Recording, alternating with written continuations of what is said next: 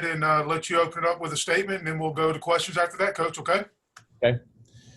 Well, a little bit farther along, this week, by the time we get to the press conference than we usually are with today being election day, took today off so that, the student athletes, and we came in, an hour later this morning so that the coaches could catch the polls as they open so that everybody could participate and, do our civic duty and be a part of the general election. So had practice yesterday, very energetic practice coming off of a solid Sunday practice. I thought the kids practiced very, very well, a lot of energy, a lot of enthusiasm, really good physicality. So it was a really good Tuesday practice on a Monday.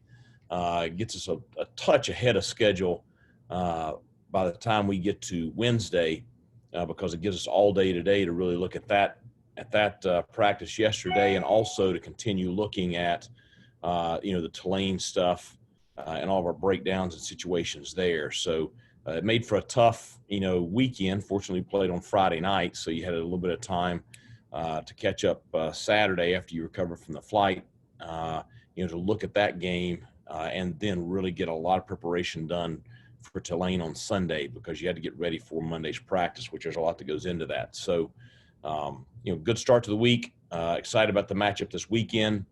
Know Coach Fritz very, very well. Have a tremendous amount of respect for him. He and I have similar kind of paths to our current positions.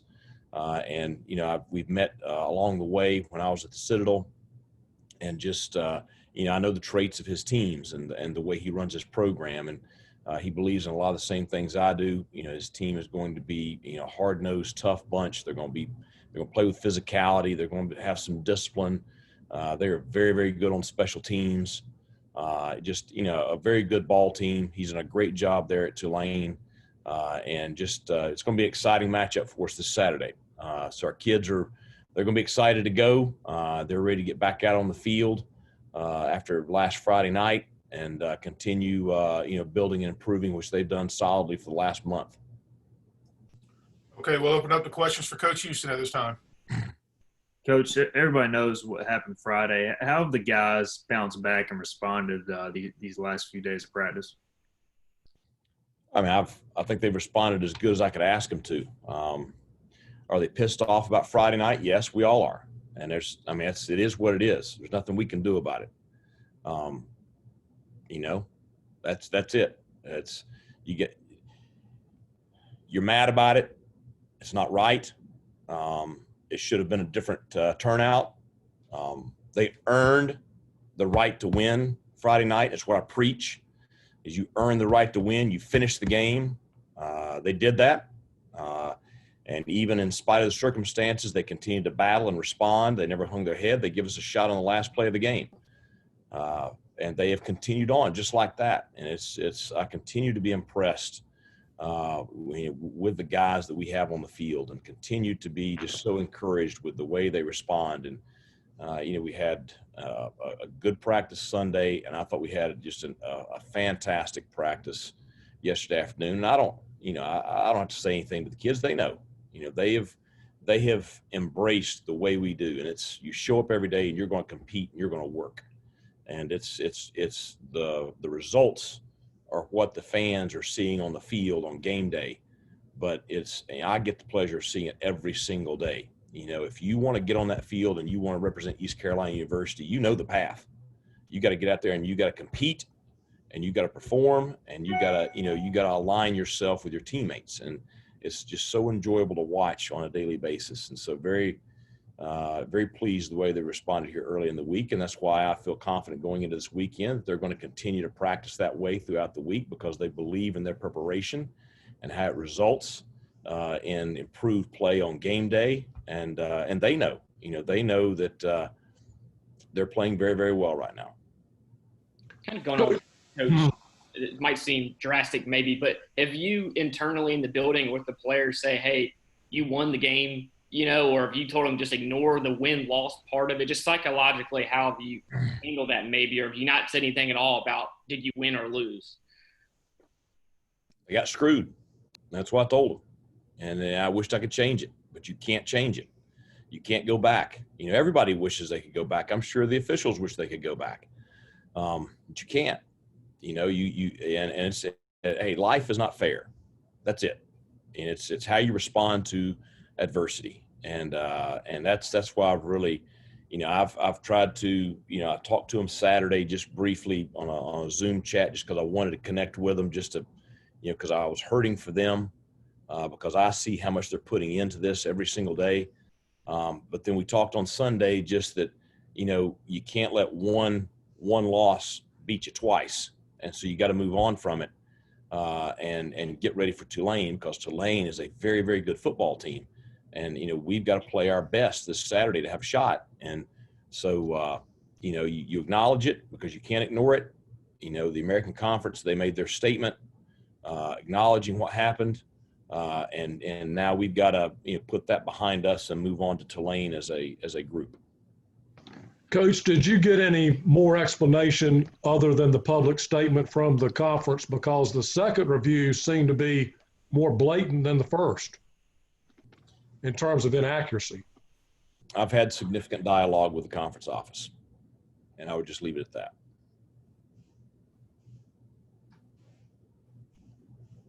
Coach, can you say whether any of those officials will be disciplined that were involved in that? I think that would be an appropriate question for the conference office. Coach, Jake, he's had a few kicks blocked lately. Is it more up front? Is he kicking it low? What have you seen on the film review? The one a few games back against Navy, trajectory was a little bit low on that one, and I say that I'm not going to sit here and be critical of Jake, because we are fortunate to have a great place kicker. I'm saying what he knows and what he and I talk about. We did get a little bit of penetration in that one Friday night. It's one of those things where it's a tough deal when they're overloading you there at the guard position, but we got to do a better job in protection. And Jake is a talented enough kicker where he knows and he critiques himself. He and John work great together. That there's certain things they can do to get the ball up a little bit quicker. So I wouldn't be critical of Jake as much as I would say he's making some adjustments in those situations where it's a close range kick, to perform at a higher level. And that's, when you have a guy that has the abilities that Jake has, it's really refreshing because he holds himself to a high standard, and he wants to be perfect. And so anything he can do to improve our opportunities and our chances, he's going to do those things. Coach, Mike, you come into this week's game with a little bit more determination and increased confidence after the way things have gone the last couple of weeks. Talk about what that does for your ball club entering this game against Tulane. Well, I think, like I said in my kind of opening statement there, or my first answer is just, the players have seen drastic improvement in their play week in and week out, and you can directly attribute it to improved performance in practice, improved preparation.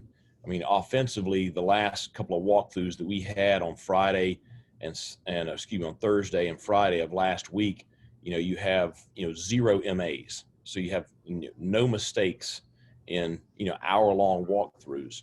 And that tells you that the players are dialed in, that they're really focused. And so, and the result is, you have these heavy work days of Tuesday and Wednesday and Thursday, or last week, obviously Monday, Tuesday and Wednesday. And then you have those dialed in walkthroughs, and it results in playing at a very high level on the field. So I think that when you talk about, determination, listen, there's determination in the players that's been there since the beginning of fall camp.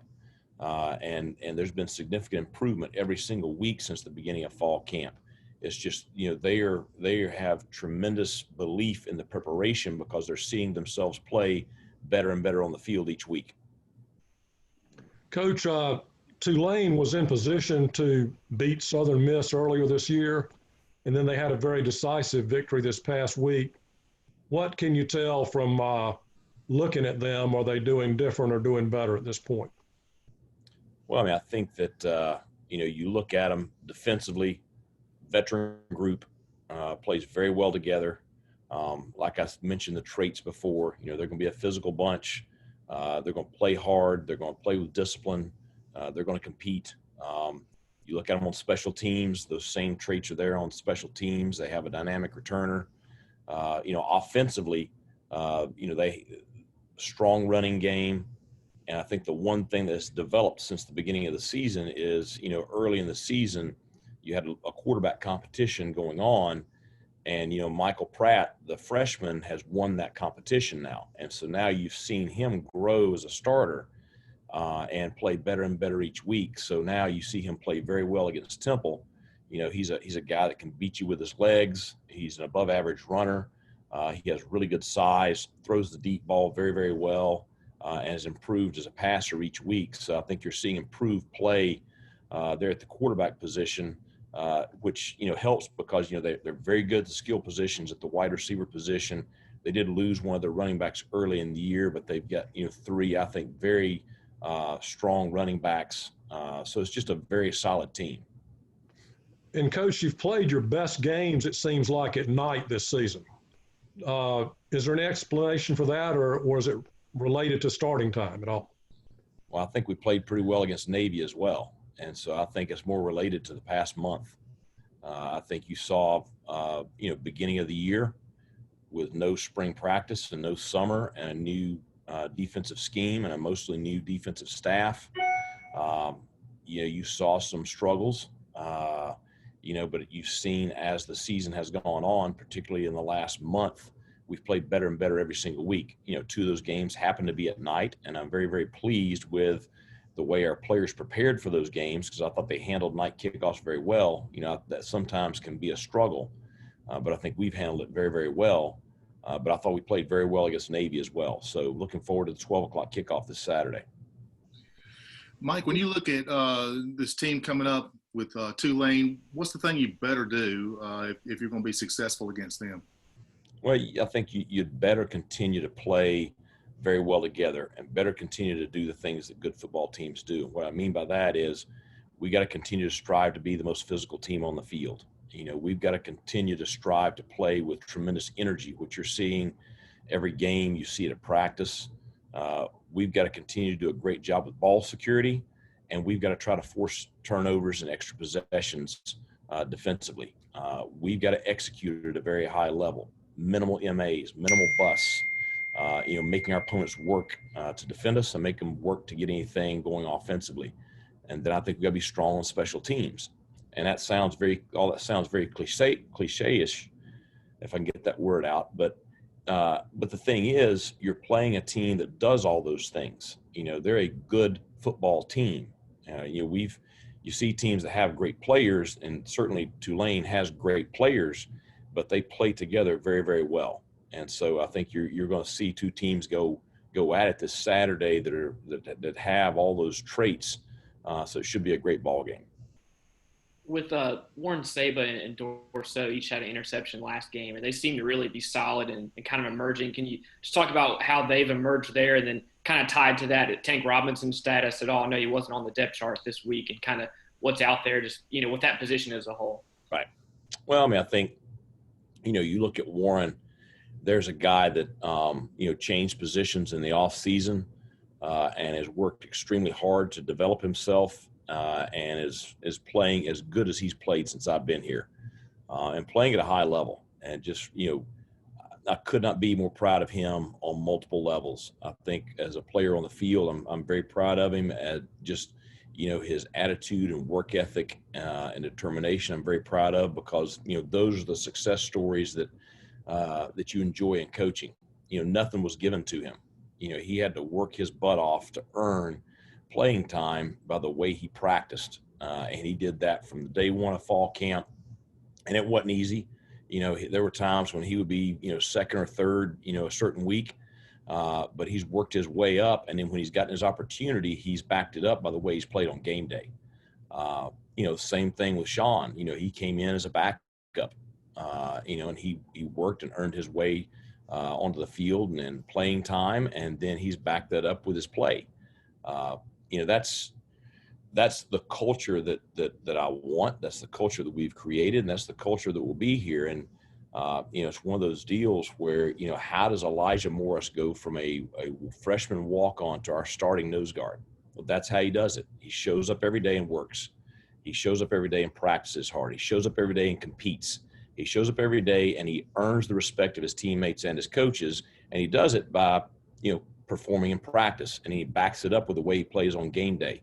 And you can go and you can list Nolan Johnson, Miles Berry, Fernando Fry, any of those guys that maybe, at times maybe didn't play as much last year, that now all of a sudden, those guys that are significant starters, playing a ton, performing on game day, and they earn it by their performance during practice. So really excited for those two guys. And, I think they will continue to improve because they continue to go out and work that way every day at practice. In regards to Tank, certainly I appreciate everything that Tank has done, for the program since he's been here. He made a decision to move on. Wish him nothing but the best. Coach, we kind of take Tyler Snead for granted. When you just cut on the tape and see what he did Friday night, how valuable is he to this program, to this offense? All those things I was just talking about, that's Tyler Snead. I was sitting at practice yesterday, and we're early in practice. It's a pat and go period where the receivers get loose and their quarterbacks get loose and they're working on routes. We talk a lot about practice habits, and we had a freshman receiver, and he catches a route, and he kind of turns and kind of trots up the field. And so I'm coaching him, and I'm saying, no, that's we want to catch it, sharp burst and really accelerate out of that catch and get north right now. And, as I'm talking to him, Tyler's, the next guy up in line. And I just made the comment. I said, you want to know what positive practice habits are? I said, you watch 22 every single snap. He is a competitor. When he's out there going against our defense in pass scale or one-on-ones, he is trying to win every single rep. It doesn't matter if it's, we did a perimeter drill where it's, the receivers are blocking for the bubble screens and stuff like that. And if he's blocking, he's going to try to flat back you, even at his size. And now he's going to probably tell you about it after he does it quietly under his breath because nobody can tell, and which gets under the defensive kid's skins. But, that kid competes every single day in everything he does. And he thinks he is the best player on the field, and he plays with a chip on his shoulder. And because of that, you see him go out, this past Friday night and have the game that he had, which is no surprise to any of us. Coach, I'm sorry to bring this up again, but the catch that was ruled a catch, the ball appeared to hit the ground Friday night. In your conversations with the league, did you get a satisfactory explanation as to why that call was not overturned? I did discuss that call with the league office.